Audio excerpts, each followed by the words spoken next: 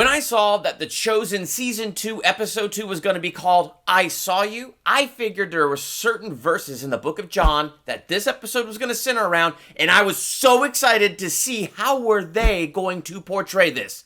What did you think of Season 2, Episode 2? Let's talk about that in the comments.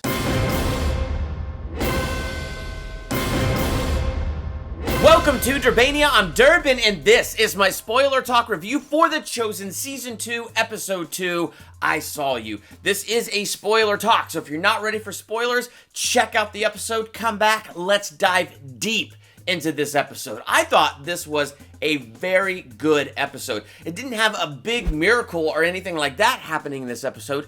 It was a lot of interpersonal stuff happening with the disciples as their number is beginning to grow. How are people beginning to fit in with this group? Everybody's different, everybody's unique, everybody has a unique perspective on things, and sometimes that creates some clashing. And I feel like they did a great job with the writing of this episode because they made that incredibly interesting. And one of the main things about the show is it's relatable. Even though this is like 2,000 years in the past, you can watch this show and feel like, I can relate to what's going on there because human nature, it's kind of the same. And I feel like they did a great job with that.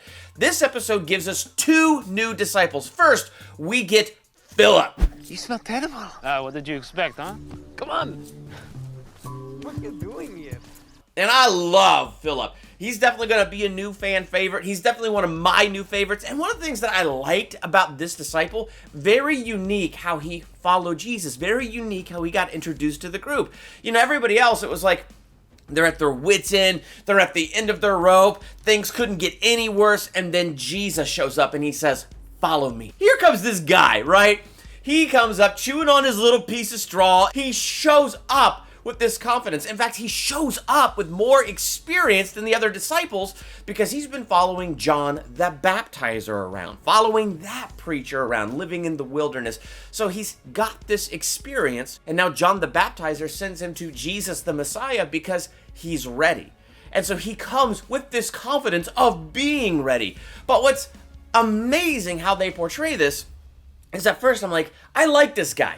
Is he a little stuck up? But then as it went on, I was like, nope, this guy is not stuck up at all. In fact, what's really interesting is the first time he meets Matthew, and Simon's just kind of picking on him a little bit and making fun of him because Simon went to go get wood, and he went east, and he went out to where the ravine was, so of course it's all going to be wet, and he made that discovery, so Simon pokes fun at him.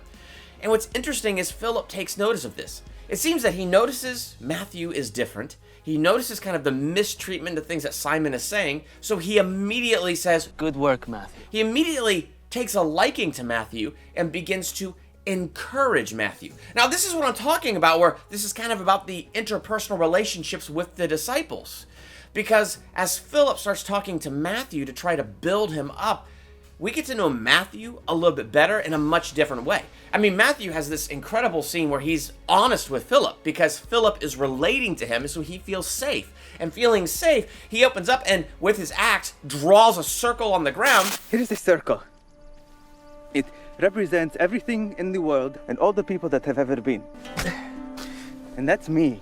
And what's incredible about that is it just brings you more into Matthew's world. Think about this for a second with Matthew. If you're a fan of this show, Matthew is probably one of your favorite characters, and maybe you've already thought about this, and I just haven't. But something about bringing Philip in and bringing that relationship in kind of just brought me into Matthew's orbit a little bit more. If you go back to season 1, and when Jesus calls him, it's one of my favorite moments in season 1 because of the expressions on Matthew's face and all that, and you do see Simon picking on him. You have Simon in that moment like he's a tax collector. Don't you know what you're doing? And so you get that Simon's not a great big fan of this, and Simon and Matthew don't have the best relationship. But think about this. Matthew is called. Maybe to some degree he was hoping things were going to be so much better. The world doesn't accept him. His mom and dad don't accept him. He's different than everybody else. He feels like he's just outside of the circle. And maybe when Jesus calls him now, he can be inside this circle. Why, Philip? He's kind to me. Thaddeus too. I'm sorry they're the exception, Matthew. And wouldn't that cause some disappointment? to be called by Jesus, brought in on the circle. Jesus is Jesus, but the disciples are still people, and people are still people. They are not perfect. And so maybe there's a little bit of disillusionment and disappointment, and Philip's encouragement, it just goes a long way. You're fine, Matthew. Stick around. You're gonna be all right. And one of the things that's really cool is seeing how Philip building at Matthew, it really does strengthen him. It really does help give him more confidence. I mean, they strip bark together, which was a pretty fun scene as he, again, starts helping Matthew and building him up. And then after they've done that to help dry the wood, he says to Simon, he goes, go say thank you to Matthew. And when Simon comes and sees that Matthew is keeping a journal, a log of everything that Jesus says and does, which eventually will become his gospel, Simon's concerned because he doesn't want people to see that and take Jesus's words and twist them and add different meanings to them and stuff. And so Simon says, quit doing that. And to think I came here to thank you. Like, you don't even have the sense to do that. The last time you followed me around with your journal was because you're the tax man. And it's like, you know, he's holding on to those past sins. And I love how Matthew finally just stands up to him. People out there want to define all of us by our pasts. But we do things differently because of him. Mic drop! That wasn't a mic because mine are too expensive. But I love that moment where Matthew stands up for himself. I just respect him all the more for not only standing up for himself, but how he stood up for himself. I mean, did you see Simon in that moment? He's got to think about that. Yep, because of Jesus, we do things differently now. He's going to have to learn to forgive Matthew and not define him by his past anymore. This was done for you. But what really hit home for me in this episode was the story of Nathanael. Now, it's funny because as soon as I saw the episode was called I Saw You, I went, could it be referring to this? I saw you while you were still under the fig tree before Philip called you.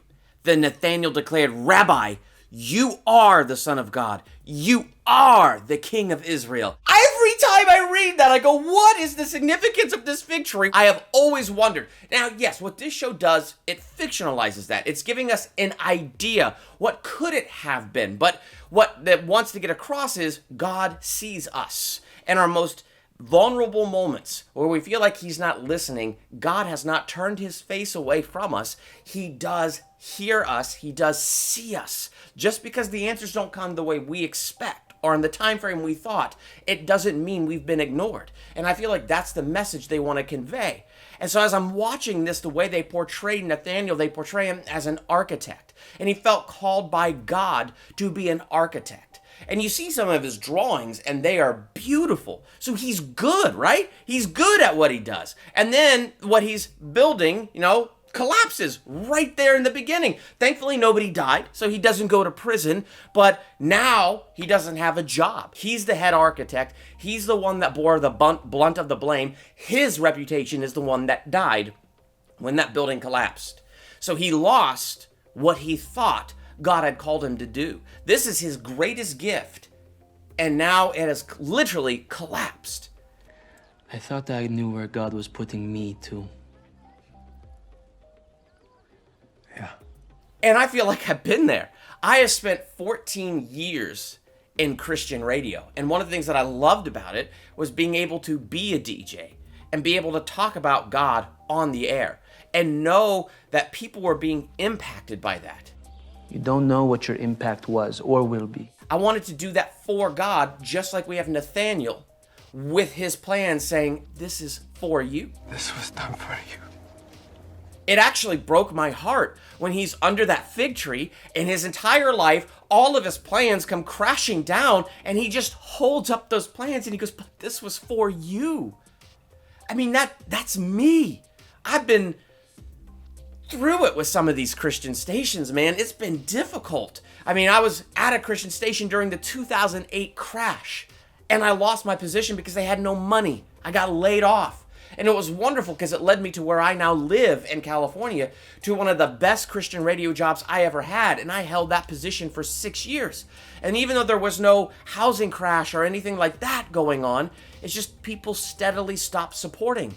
And it just reached that point where they had to let me go again. And that one hurt more.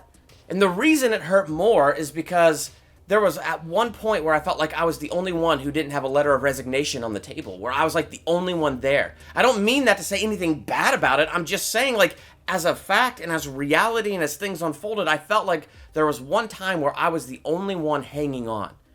And then even in that last year, as more people came on to try to help, it just became too little too late, and the funding didn't come in, and the station ended up going under, and that crushed me so much because I gave it my all, and I gave it more than any other station. It's like everything I had done had built me up to be able to do this, and I thought that's where I was supposed to be, and now that's gone, and it hurt. It hurt my ego. It hurt my confidence. It hurt.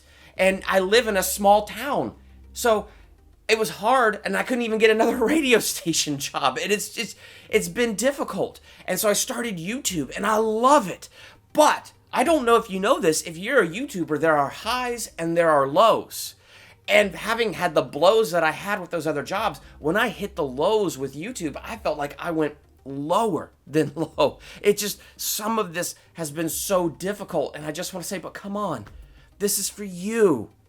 And I really feel like God has been turning a lot of stuff around in my life, and it's been awesome to see his hand and to see how he has never left me, and yet he's building me up. Even these things that have hurt and wounded, he's turning them around and he's using them to build me up. And so, yes, it's cool to see the confidence grow, and it's cool to see how God is using things that I've done, and I love it. But I understood what Nathanael was feeling under there. This was for you. This was done for you. Do not hide your face from me. Do you see me? And it made it so much more powerful when you get to this verse that I've always wondered about in the Bible. What did Jesus see? And this gives us a great idea that here he was at the end of his rope, and he believed with all of his heart he was doing what God had called him to do. And it didn't work. But then Jesus says, when you were under the fig tree, I saw you. I did not turn my face from you. I saw you. Under the fig tree. The answer came, and it didn't come in the way he expected or the way that he imagined. And as soon as Jesus said that, as soon as Jesus said his prayer, of course he said, you are the Son of God, the King of Israel. You are the Messiah. Of course that would do it. And I love it. Because when Nathanael was really down, he goes into that bar and he pours his soul out to that guy, the bartender that's giving him a drink. He's talking as if somebody had died, but really he's talking about himself. He's talking about his career and what he thought God had put in his life to do, and how that just all seemed to fall down around him, and how all of that just seemed to fail. Then he looks at the bartender, and just to be clear, I'm the dead man in the story. Just wanted to be clear. And then when Jesus says the line of talking about how you will see greater things than this, in fact, you will see the angels ascending and descending on the Son of Man. That's me, by the way. Yeah, I got that. Good. I know you like to be clear. And I love it. Those moments with Jesus' humor. So it's one of those things, like, if you've been through it, this is a great episode for you. Because on the one hand, you get this disciple Philip with all of this confidence. He was sent by John the Baptizer. And even when Jesus said, follow me, it was kind of a moment of confidence. Follow I me. will. I mean, look at that. He came with John the Baptizer with just the message of, I will. Fully expecting that Jesus would say, follow me. So that's awesome to see that confidence. And it's also amazing to see characters like Nathanael really going through it and Jesus calling. And it's amazing. And it leaves so much open in this season for what we're going to experience. I mean, you had Simon and Jesus talking about the need for structure, and Jesus saying, well, One day, Simon, there will need to be more structure. And I see you playing a big part in it. Why not now? Because I am still here. Simon going, but Matthew's writing down everything you're saying and doing. What if our enemies try to take your words and twist them? And you know what? We deal with that now. And it's just interesting to hear them talking about that then and their concerns. And so there's going to be a lot of interesting things this season. And this episode laid a lot of great groundwork while doing what this show does best, giving us a personal connection where we can relate to the journey. He wanted to help build something that would cause prayer and songs, something to bring souls closer to God, yes? Can you start tomorrow? What did you think of The Chosen Season 2, Episode 2? What did you relate to in this episode? Let's talk about that in the comments. While you're there, hit that subscribe button to become a Durbanian. Hit that bell by the subscribe button so you're notified for my next movie review, ranking video, theological analysis, or anything else I do here. I'm Durban. Thanks for checking out Durbania.